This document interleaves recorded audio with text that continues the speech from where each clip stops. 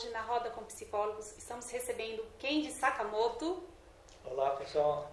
E o psicólogo do momento, o psicólogo Rossandro Klingen. É isso, Rossandro? Exato, prazer estar aqui. Obrigada pela sua presença aqui. Fiquei muito grata você ter aceito o convite. Uma honra a gente ter uma personalidade tão forte aqui. Que isso. Dentro do programa. Somos todos profissionais trabalhando para fazer o nome das nossas ciências, no caso da psicologia, que tem uma contribuição tão importante a dar para a sociedade, ainda mal compreendida, tanto por psicólogos mesmo, quanto pela população em geral. E fico feliz que novos canais como esse estejam surgindo para que a gente possa levar essa informação de mais qualidade para as pessoas. Eu tenho acompanhado a sua trajetória, eu tenho observado os vídeos que você tem postado em relação à área da saúde. Você fala muito sobre educação, né? Exato. Como que você vê a educação hoje, Rossandro? Então, a gente tem... A educação, a escola é a primeira instituição que sente e que percebe os filhos das famílias que chegam lá. Então, o que a gente tem? Se as famílias estão educando os seus filhos a contento, a escola vai perceber isso. Se não, caso contrário, ela também percebe. Pela sensibilidade, já que a escola não é um ente em si. A escola é composta de seres humanos, os professores, os educadores de modo geral. O que a gente tem visto? Hoje, uma das profissões que mais adoece é a profissão de educador. Porque, lamentavelmente, muitas famílias não têm conseguido cumprir com o seu papel de educar seus filhos, de passar para eles valores, disciplina, aquilo que norteia a formatação do caráter e da personalidade de uma criança. No momento em que a família não cumpre com esse papel, a escola sente todo o peso de não estar conseguindo receber os filhos bem educados. E se o filho, por exemplo, não respeita seus pais, como consequência natural, ele não vai respeitar os professores. E, obviamente, também não dá valor àquilo que o professor oferece, que é o conhecimento e a educação. De tal modo que, embora os pais peçam para que a escola seja uma segunda família, a escola só pode ser uma segunda família se a família for uma primeira escola. E isso não tem acontecido, lamentavelmente. Eu vi em uma das suas entrevistas você falando que o pai não pode se colocar apenas no lugar de amigo do filho, né? Uhum. Eu queria que você discorresse um pouco mais sobre esse assunto, porque hoje o que muito se ouve é os pais precisam ser amigas, né, dos filhos. Isso tem a ver, Angela, com o fato de que as famílias do passado havia uma distância muito grande dos pais, especialmente o pai em relação aos filhos. Então, naturalmente, por um avanço natural, uma sociedade que fica mais democrática, as pessoas começaram a perceber a necessidade de que esses pais tivessem uma relação mais íntima e mais afetiva com os filhos, e não como aquele general do passado. Isso posto é muito interessante e tem dado uma grande contribuição na relação dos filhos com os pais. Acontece que alguns pais exageraram nesse mergulho em busca de uma intimidade maior com o filho e perderam a função de pai e viraram amiguinhos. Então, eu sempre digo que amigo é uma função ordinária, não no sentido de ordinário, mas no sentido de que ela é comum. Ou seja, você tem vários amigos, mas pai e mãe você só tem um. Então eu não posso abrir mão de uma função que é única, né, que é minha, para que me tornar um amiguinho de condomínio, um amiguinho de colégio. Não, eu sou aquele que claramente sou seu pai ou sua mãe, e que ocupando essa função eu posso ter com você uma relação mais amistosa do que eu tive com meu pai, por exemplo, mas eu não vou perder o meu papel preponderante, que é o único que eu tenho para te dar, e somente eu posso te dar, que é o de pai e que é o de mãe. É nesse sentido que eu digo sempre que nós não podemos abrir mão da função, né, de ser pai e mãe para ser amiguinho. Nós podemos ter uma relação mais amistosa com os filhos, mas jamais abrir mão desse papel de pai e de mãe. E hoje, como resgatar essa autoridade que o professor perdeu dentro da sala de aula? Então, na verdade, os professores estão pedindo socorro, porque primeiro, muitas vezes os pais dizem na escola, quando vão matricular os filhos, que querem contar com o professor na educação dos seus filhos. Muitos professores escutam um mantra dos pais, às vezes chegam com crianças pequenas e o mantra é: por favor, me ajude, eu não sei mais o que faça com essa criança. E quando você olha, é uma criança mesmo. E aí você se pergunta, tanto psicólogos como psiquiatras como professores têm que lidar com isso, e a gente se pergunta, o que faz um ser adulto não conseguir mais lidar com uma ser criança? Aí você percebe que há uma certa incapacidade, você perdeu competências, esses pais perderam competências. Mas aí tudo bem, eles chegam na escola dizendo que vão querer nossa colaboração como educadores. E quando finalmente aquele educador tenta fazer com aquela criança que o pai e a mãe não têm feito, ao invés de receber o apoio e o agradecimento, muito pelo contrário, recebem agressão e desrespeito. E o que pode fazer com que um professor que, tentando cumprir um papel de um pai e de uma mãe que não fazem o seu papel, ao invés de receber o agradecimento e o apoio, escutam: você não pode fazer isso com meu filho, quem você pensa que você é, eu vou lhe denunciar, eu vou lhe processar. A única coisa que pode consolar um professor na hora dessa é pensar assim, poxa, ainda bem que esse filho é dele, não meu. Porque ele está sendo meu aluno, mas vai ser sempre filho dessas pessoas e elas vão sentir, no momento amargo, o preço da omissão que tem tido na educação dos filhos. Você sente isso, né, Kendi, na sala de aula, como professor universitário, né, Kendi? E fora isso mesmo, eu tenho vários amigos professores que falam, hoje, atividade sexual começa bem na adolescência. Muito cedo. É muito cedo. Então, o professor lidar também com aquilo lá, com todas essas coisas assim, é um pouco difícil. As drogas entram nas escolas de uma forma muito fácil.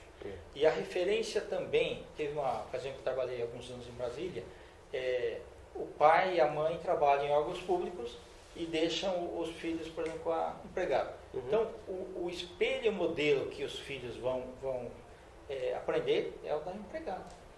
Né? Que muitas vezes não é tão bom quanto deveria ser. Claro que às vezes tem empregados que conseguem educar melhor que os pais. Sim, né? exatamente. Não é que a gente está aqui generalizando, fica bem claro isso, não é nem a mesma condição social delas que as torna incapazes, muito pelo contrário. Muitas têm, e como tem muitos valores morais, mas sem sombra de dúvidas, o que eu estou entendendo que você está querendo dizer, Kendi, é que não se terceiriza a educação. Exatamente. Né? Ou seja, a gente não pode pegar a educação dos filhos e terceirizar a outros. Eu falo sobretudo da educação moral dos filhos. Eu sei que muitos pais têm uma realidade que de fato os obriga a estar fora de casa e que desse modo eles têm que ficar com alguém. Mas também está muito claro que é importante que quando você chega em casa, você procure saber o que aconteceu no cotidiano, porque também as muitas pesquisas feitas sobre isso na área da psicologia têm mostrado que é muito mais do que a quantidade de tempo que eu passo com o filho, mas muito mais a qualidade. Não querendo dizer que uma quantidade não é bom. Claro que se eu puder passar mais tempo com meu filho, ótimo, mas não é uma realidade para todas as pessoas. A maioria de nós tem que trabalhar 2 expedientes, quando não 3, mas é importante que nós tenhamos momentos com os filhos. Momentos que têm sido perdidos, porque quando finalmente chega em casa, cada um vai para a sua rede social e seu smartphone. Exato. E aí, no momento em que eu finalmente chego em casa e eu posso repassar o dia do meu filho na escola, ou mesmo em casa com essa pessoa tão generosa que cuida do meu filho, eu me equivoco ao ignorá-lo, ele a mim, né, reverberando o meu exemplo, e não olha para mim porque cada um está com seu smartphone, curtindo sua rede social, ou uma piada do WhatsApp, e eu não estou observando, por exemplo, as nuances de uma educação de filho, por exemplo.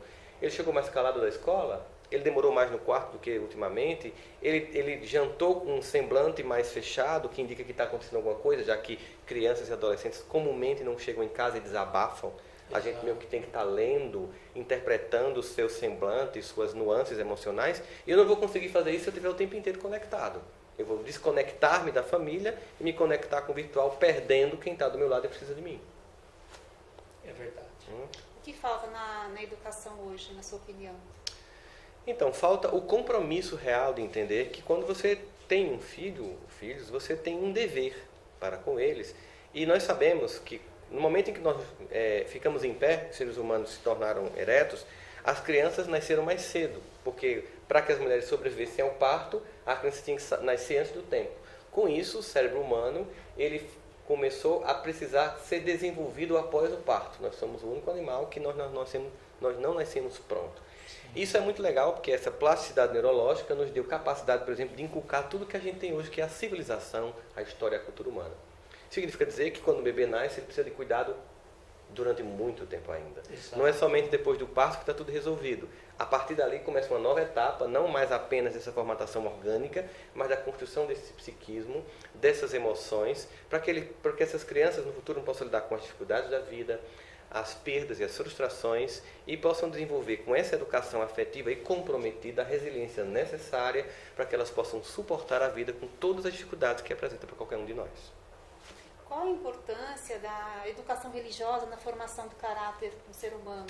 Então, existem várias pesquisas, né, que mostram o fato de que hoje em dia a educação religiosa ela contribui, independente de qual seja a religião. Sim. E é importante que se diga isso. Mas é importante que se tenha, não é? É uma grande colaboração. Digamos que, de um modo geral, nós temos um mundo que tem um conjunto de valores equivocados e que, de alguma medida, as religiões oferecem um panorama moral mais significativo. O que não quer dizer que eu, por exemplo, imagine que você seja uma pessoa que não acredita em Deus, significa dizer que minha família está condenada a não ter uma educação moral? Não, muito pelo contrário. Eu conheço famílias que os pais não acreditam em Deus, são ateus, mas dão aos seus filhos uma educação moral extremamente consistente. O que está querendo se dizer aqui é o seguinte, é que de algum modo, e está muito claro em várias pesquisas, e aí a gente não teria tempo aqui, nem é o objetivo até que não é academia, mas que existem várias pesquisas que mostram que a educação religiosa infantil, em que as crianças participavam da religião dos pais com os pais, ou seja, não adianta eu deixar meu filho numa religião e depois ir para o shopping e deixar ele lá, ele tem que ver que aquilo também é um valor para mim. Participar, né? Ele tem que ver que o meu pai e minha mãe participam deste sistema de crenças e que eu também estou com eles junto com esse sistema de crenças que oferece um conjunto de valores e esses valores eles vão me ser colocados à disposição de tal modo que quando eu chego na minha fase mais madura, quando vem alguma das possibilidades de desvio de caráter de conduta, aquilo vem como referência e me ajude a evitar a queda. Então seria uma colaboração consistente, uma colaboração a mais nesse complexo sistema e nesse grande desafio que é educar almas humanas. Referente aos idosos, Rossandro, agora partindo para a gerontologia, o que você acha que os avós têm um papel significativo na educação dos netos? Tem. Para estragar ou para ajudar, né? Porque a balada com a neta, e aí você... Então, os avós podem estragar ou ajudar. Diferentes gerações aí. A gente sabe muito bem que, eu digo sempre que aquele sofá que quando você era filho não podia nem sentar, porque seu pai dizia, não pise nesse sofá, quando você tem filho e leva lá, ele começa a pular no sofá do seu pai, e você tenta, não faça isso, lá vem o avô e diz, não, deixe ele lá. Né? Quer dizer, por quê? Por que ele faz isso? Porque o avô ele já educou o filho dele, que é você. Isso. Então, ele quer curtir o neto. Natural que o avô ele vá curtir o neto. Acontece muitas vezes alguns problemas, Kendi, Ângela, quando a gente tem um caso, por exemplo, de pessoas que moram com os pais, tiveram filhos e moram com os pais, então os avós também criam, mas também dependem economicamente desses avós, dos pais. E aí há um conflito entre a educação que eu quero dar ao meu filho e a educação que os meus pais querem interferir do meu filho, já que eu moro com eles. Se eu dependo economicamente deles, eu vou ter que ir com negociação de pais. Exato. Mas se não, eu tenho que deixar muito claro, olha, é o seguinte, aqui é o seguinte, vocês me educaram e vocês não deixaram que ninguém interferisse na educação que vocês me deram. Então, por favor, me permitam fazer o mesmo com meu filho. Porque, obviamente, não é com a intenção de estragar de jeito nenhum, mas muitas vezes nós temos crianças que começam a gostar tanto da forma como os avós os educam, com muito mais liberdade, muito mais possibilidades, que querem sair da casa dos pais, os pais deixam. É abuso, né? Aí vão ser criados por avós, que vão mimar profundamente e vão estragar, a gente sabe disso. Então, as gerações ela têm papéis a cumprir e, claro, os avós também colaboram com a educação. É claro que a gente percebe, comparativamente com o passado, que quando a gente chegava na casa dos avós, eles reforçavam em mais o que os nossos pais colocavam como valor. E hoje em dia, alguns avós, eles vão de encontro ao que os pais colocam como valor. Né? Essa avó que não quer envelhecer, digamos assim, quer ir pra balada com a neta, quer colocar uma roupa curta, aquelas roupas desfiadas. Como que você enxerga essa avó, né? É totalmente diferente do padrão de vó, da cadeirinha de balanço, que faz a macarronada para os netos aos domingos. Como que você enxerga assim? Eu acho que faz parte da sociedade que a gente avança para novos modelos, novas formatações, e aqui não cabe julgamento se a avó que está com a sainha rasgada... Mas há uma negação do envelhecimento? Você sente isso? Primeiro, uma coisa que a gente tem que levar em consideração, Angela, é que quando eu tinha, por exemplo, 10 anos de idade, e que alguém me falava de alguém com 50 anos, era uma pessoa muito envelhecida. Exatamente. E daqui a 5 anos... Não tinha longevidade. E aí, daqui a 5 anos eu faço 50 anos. E comparativamente com as pessoas que de 50 anos, que quando eu era criança existia, eu não me sinto tão velha. Então as pessoas hoje elas não envelhecem tanto como no passado. De modo, e também têm uma vida mais longeva. De tal modo que certos comportamentos que não cabiam no passado, eles são mais cabíveis hoje em dia.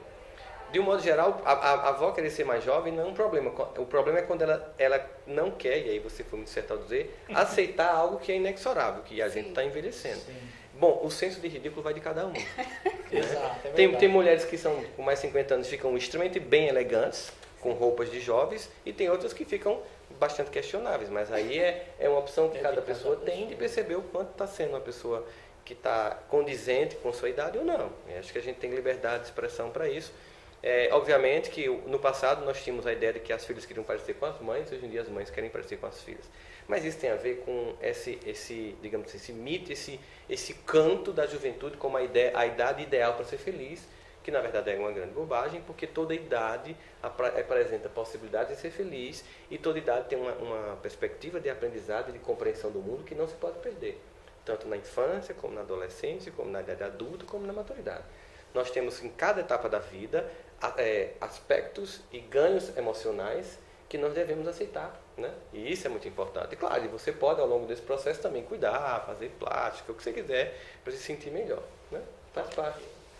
Ô, Sandra, a gente vê que você tem muito conteúdo, domina muito bem a forma de comunicação, tá?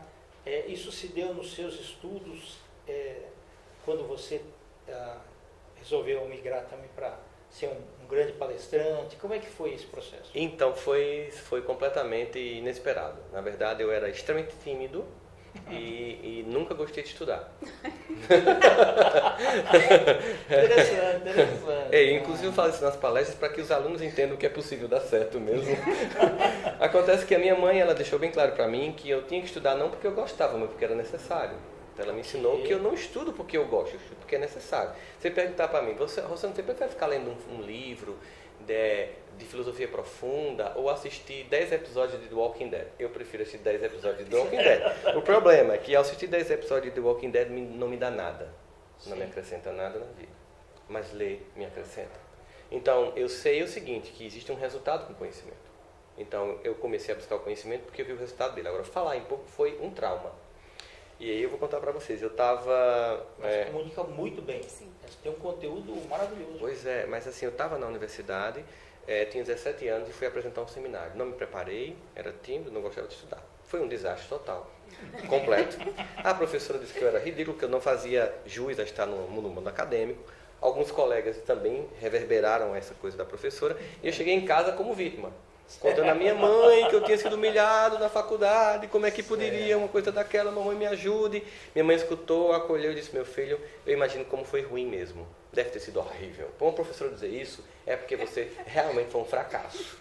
Ela não me apoiou, ela apoiou a professora. Graças a Deus ela apoiou a professora. E ela disse assim, você tem duas opções. Você agora desiste de estudar e culpa a professora e detona a sua vida inteira, ou você assume a responsabilidade por seu equívoco e corrige isso. Eu fiz, então tá, eu prefiro a letra B. Ela fez, você acha que começa quando? Eu disse, quando? Agora, vai estudar o que você não estudou. E ela disse, prepare o seminário e apresente para mim e para seu irmão, que era um profundo desafio. Meu irmão mais velho é uma pessoa que eu admiro profundamente, até hoje para mim um exemplo em vários aspectos. Então, para ele, para mim, é uma pessoa extremamente importante, né? E minha mãe também. Ele é psicólogo também? Não, ele é professor de literatura americana e inglesa, professor de universidade de literatura americana. Lê bastante. Então, fala vários idiomas, ele sempre foi para mim um exemplo de pessoa em vários aspectos. Então, apresentar para eles era aquela coisa. Se eu conseguir apresentar para eles, eu aprendo para qualquer pessoa. Exato. E assim eu apresentei para os dois, depois de muitas correções e críticas muito severas. Minha mãe, hashtag, é super sincera, né? Então, assim, eu fui apresentar um seminário na mesma disciplina. E quando eu terminei de apresentar, a professora fez, você tem um irmão gêmeo? Eu disse, não, por quê, professora? Porque o outro cara que apresentou aqui é um idiota completo, aqui é outra pessoa. Eu achei legal aquela reação, que a gente sai de idiota para ser uma pessoa interessante. Eu também tive um professor chamado Edmundo Gaudente, de psiquiatria, que me inspirou muito, porque ele era aquele professor que ele dava aula, ninguém piscava, ninguém saía, ele não fazia chamada, e os alunos que estavam assistindo aula em outras disciplinas e que não estavam aguentando meio que o tédio do professor, voltavam para assistir a aula dele. E eu pensei assim, que coisa fantástica é alguém conseguir inspirar cativante, isso, né? cativante, né? Ele até hoje é uma pessoa que eu admiro profundamente, é um professor, uma pessoa que eu admiro muito, é Edmundo Gaudêncio, psiquiatra lá em Campina Grande, é professor tanto do curso de medicina como de psicologia, e é uma pessoa querida na cidade, e ainda hoje é uma pessoa muito admirável, com certeza. Que bacana. Enfim, foi isso. Hoje você sente um friozinho na barriga cada vez que você Sempre sobe, sinto um palestra? fio na barriga. A minha vontade é que alguém chegue para mim e cancelaram o evento. São 2 minutos de caos. Quando eu começo a falar, eu acho que passa 2 minutos de caos. Mais uma vez eu vi a Fernanda Montenegro dando entrevista dizendo que até hoje sente esse fio na barriga, e eu pensei, então eu sou normal. Né? Eu acho, inclusive, que ela é saudável, porque indica assim, eu não estou pronto, e eu nunca vou estar pronto, na verdade, porque eu sou um eterno projeto de vir a ser.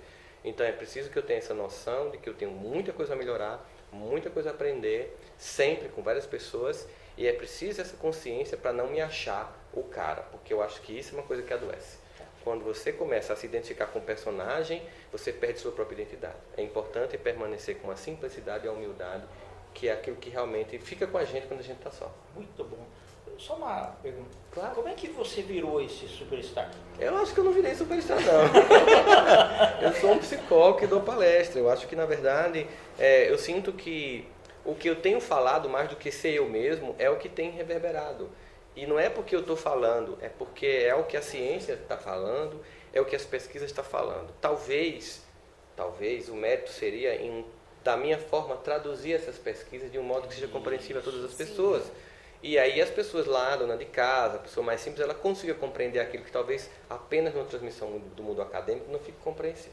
Acho que talvez a minha grande contribuição seja fazer essa tradução. O processo de comunicação mais eficaz. Mas no mais, o conhecimento que eu trago não sou eu que eu produzo, eu não sou um gênio da psicologia, muito pelo contrário, eu apenas leio os gênios da psicologia, eu sou um psicólogo, eu leio aqui as pesquisas, eu tento interpretar aquilo, vejo como psicólogo no consultório, ou os adultos que chegam a partir de educações familiares mais ou menos capazes ou não, e aí eu faço uma ponta entre o que eu estou lendo, o que eu estou vendo, as pessoas estão mostrando, e tento fazer isso nos vídeos para que possa ajudar as pessoas que estão em casa sem acessar um terapeuta ou algum conhecimento mais profundo, e que bom que tem se repercutido, mas eu não sou nenhuma celebridade não. É um prazer realmente, é isso mesmo, a contribuição é de traduzir isso, né?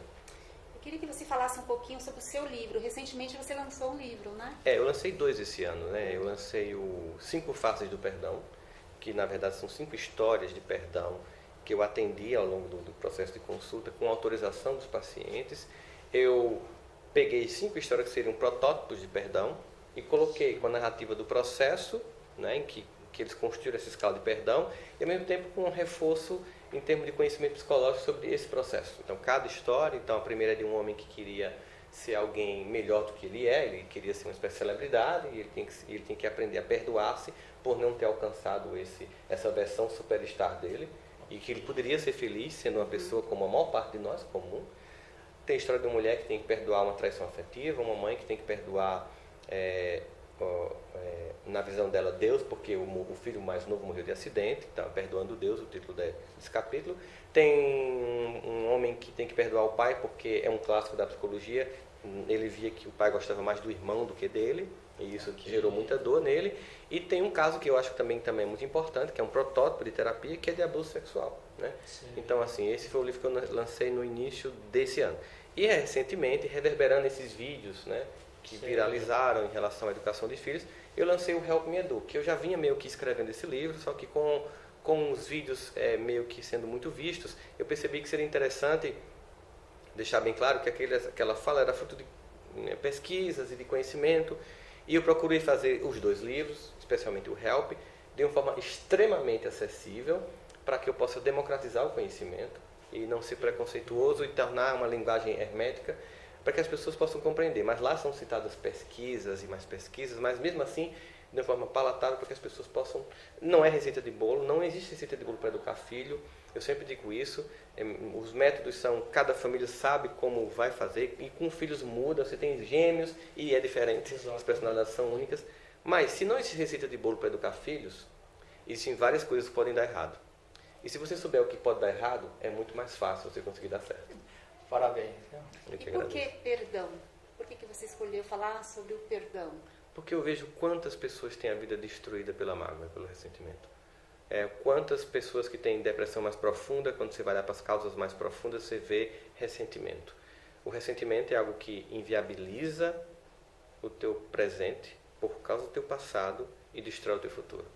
No momento em que eu perdoo, eu deixo o ressentimento no lugar que ele tem que estar, que é no passado, reconstruo e ressignifico o meu presente para ter um futuro melhor. E por isso que eu comecei a perceber no consultório a quantidade de pessoas, inclusive por minha própria experiência de ressentimento, o quanto foi libertador para mim, aquele perdão que eu consegui dar a vários personagens da minha vida, inclusive a mim mesmo, né, que é o auto-perdão, para que eu pudesse ser uma pessoa mais leve e viver uma vida mais leve. Perfeito. Onde o pessoal encontra o seu livro? Então, ele está na Saraiva, na loja física, na Cultura, na Amazon, também tem pela internet, né? Então, qualquer uma dessas lojas você vai encontrar os 2 livros, tanto Assim que Faço o Perdão como Help Me Eduque. Perfeito. Ok. Eu acho que você já é um novo Stanitiba. Não, que isso, estou longe. É um homem que deu uma contribuição à história, né, do Brasil no sentido da educação dos filhos. É alguém que nós devemos reverenciar com muita gratidão por tudo que ele ofereceu nas muitas palestras, nos muitos livros, né, que ele realmente contribuiu profundamente para quem leu e para quem o escutou. Certamente deve ter levado para casa uma forma de educar com mais competência os seus filhos. uma gratidão imensa pelo trabalho dele. Sandro, eu quero te agradecer imensamente mais uma vez. Eu que agradeço. Mas Gente, não sei se vocês sabem, que eu comentei em algumas lives, eu fiquei correndo atrás do Rossandro, consegui trazer ele aqui na roda como psicólogo. O que mais me impressionou em você foi a sua simplicidade, a sua humildade, o acesso. Você tem um acesso muito fácil. Você sabe que tem alguns psicólogos, não estou julgando ninguém aqui, que quando se coloca no patamar acima, pensa, estou no patamar acima. Então, estão precisando fazer terapia. Precisa fazer terapia, você acabou de falar, né? Não é verdade? Eu acho que essa humildade, você é realmente um ser humano incrível. Acho que por isso tanto sucesso, e eu te desejo milhões, milhões e milhões, muito mais sucesso na vida. Eu que agradeço, o Kendi também, parabéns por esse programa, né, por criar esse canal de acesso a esse conhecimento. Eu acho, Ângela, que na verdade eu sempre digo que ser arrogante dá trabalho. Você tem que planejar para ser chato, né? Eu acho que ser você mesmo e mais simples, o conhecimento não nos torna melhor, nos torna mais responsáveis. Nos torna mais responsáveis sobre aqueles que não têm esse conhecimento e não nos torna melhor que eles, apenas mais responsáveis, para que a gente possa levar isso para as outras pessoas. Até porque o conhecimento não é nosso, nós somos apenas reverberadores de um conhecimento que nós não produzimos, que recebemos de realmente grandes gênios, e que a gente possa estar à disposição. E eu estou sempre à disposição, né? Meu WhatsApp, como você tem, meu telefone, assim, sempre que precisar eu por dentro, estou aqui em São Paulo. Vai ser uma grande alegria estar aqui com vocês, pode ter certeza disso. Um presente grandioso, né? Nossa, ter a presença grandioso dele aí e transmitir aí todos esses conhecimentos aí para os nossos internautas. Eu que agradeço. Eu acho que você é psicólogo de mente e de alma também. Eu acho que isso é muito importante, né? Se colocar na posição de ser humano.